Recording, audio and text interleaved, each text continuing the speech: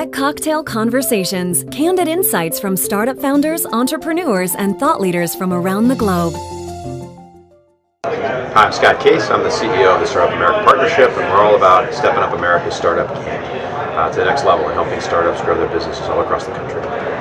I'm a serial founder. I've done startups my whole life, and everything from cutting grass in high school all the way through to being the Chief Technology Officer for Priceline.com when we founded the company, to working on ending malaria deaths in Africa, to scaling up businesses that help small nonprofits use the internet for fundraising. It's an organization called Network for Good, and most recently working on ending malaria deaths in Africa, malaria number one. For me, being an entrepreneur was really very natural.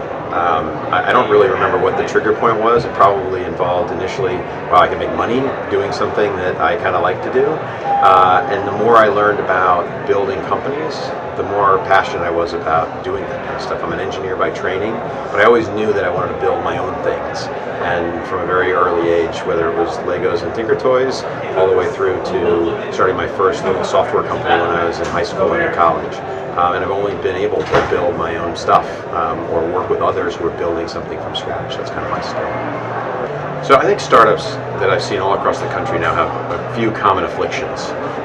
And they're categorized in a set of buckets, but one in particular is that most startups, especially first-timers, spend an awful lot of their time and energy working on product development, figuring out their product.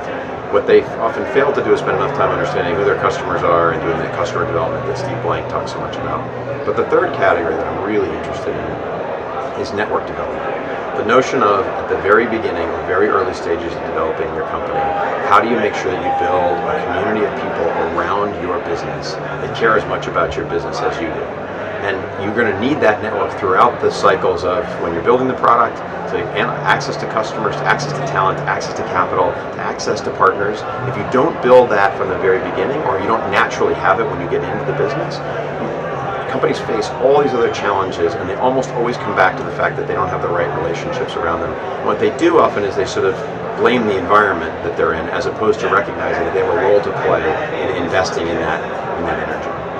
Startups are in a really unique place right now. For the first time in probably our history as a country, we've really got to focus on our natural athleticism of becoming great at being a startup economy.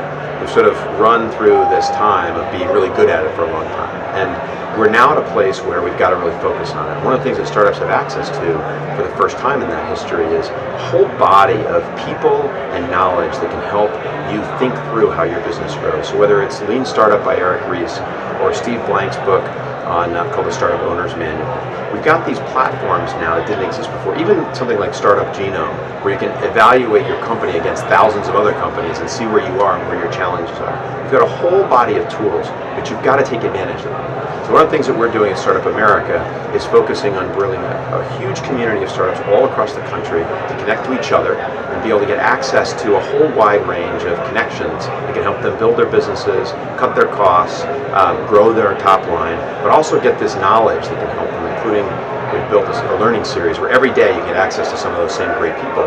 We didn't always have those. If I look back to my own experience starting Priceline, those people didn't exist. Those platforms weren't there. You had to really create everything from whole cloth. Now as a startup, you really need to take advantage of all these things if you're going to be successful. So look, if you're a startup in the United States, you should be taking advantage of every asset you possibly can. We've got awesome things that are helping. We've got much lower cost for doing computing. Almost any business you start is going to rely on some kind of technology.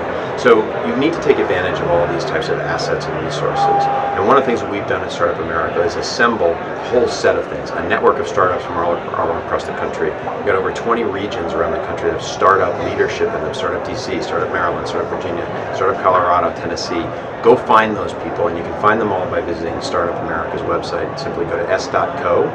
and you can join, you can learn more about it, you can connect to thousands of startups all over the country and really tap into the resources that we can help you grow your business and grow your network with. I'm instinctively a disruptive human being. I break rules, I'm really not good with them. In fact, I'm married to a woman who, thank God, is a wonderful supporter of me, but she's very much a rule follower and I'm very much a rule breaker, which makes us a good balance. I don't know, I think part of it's genetic and part of it's just that for me, challenging assumptions and looking at things from a different angle is just both natural and the most interesting thing. I find that the edges are where the action is, and so staying in the middle isn't that interesting. So I've always found myself as a person challenging. Now that said, as a father who sees his genetic material passed on to my 4 children, that can be really challenging as a parent. So I was probably a really annoying, challenging kid. I usually thank my parents for tolerating me. So I'm going to give you 2 pieces of advice. So the first is that network. Build a great network of people who care about what you're doing and be constantly evolving and keeping up to speed. The second, it's kind of related, is focus. Focus, focus, focus. So many startups, especially led by founders, you can lose your way in the process. You really got to focus. Doesn't mean you can't shift your focus, but you can't have 10 things you're working on. And that goes for whether it's product features or services. You got to really be focused on what it is that you're trying to accomplish, and then be conscious if you go in a different direction to be declarative about it. So really, really focus and build a network around you.